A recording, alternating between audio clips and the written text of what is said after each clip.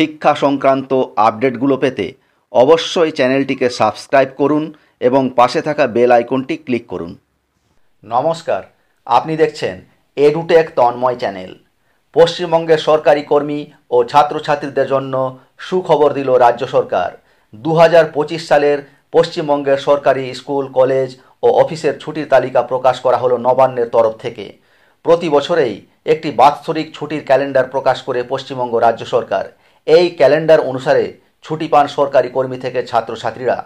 এছাড়া প্রয়োজন অনুসারে যুক্ত করা হয় বাড়তি কিছু ছুটিও।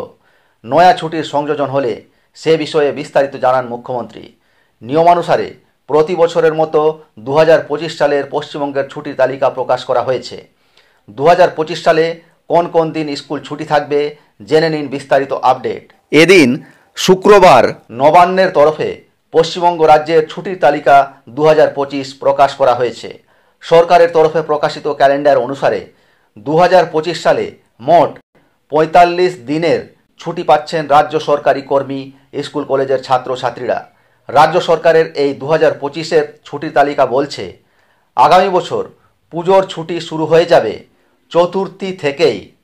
ছুটি কাটিয়ে কাজ শুরু হবে 8 অক্টোবর থেকে। মুখ্যমন্ত্রীর ঘোষণা করা নয়া 2 সরকারি ছুটিও অন্তর্ভুক্ত হয়েছে ক্যালেন্ডারে।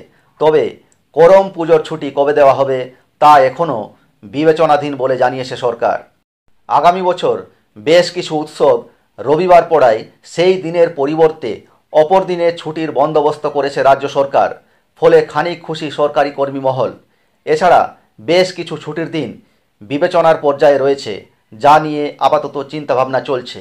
অর্থ দপ্তরের এই ছুটির লিস্ট পাবলিশ হওয়ার পর পশ্চিমবঙ্গ মধ্যশিক্ষা পর্ষদ এবং প্রাইমারি বোর্ড থেকে আলাদা করে স্কুলগুলির জন্য ছুটির লিস্ট পাবলিশ করা হবে।